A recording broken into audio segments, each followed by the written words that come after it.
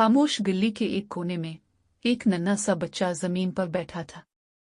इसके हाथ में एक टूटी हुई खिलौना गाड़ी थी और आंखों में उदासी की चमक।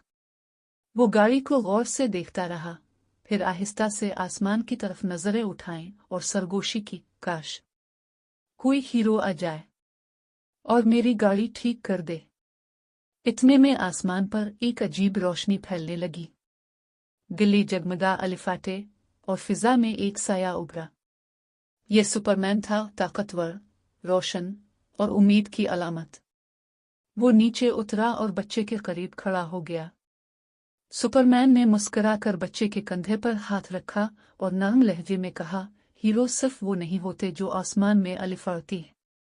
असल हीरो वो हैं जो अपने ख्वाबों को कभी नहीं तोड़ते। फिर उसने अपने जादुई लम्स से गाड़ी को ठीक कर दिया।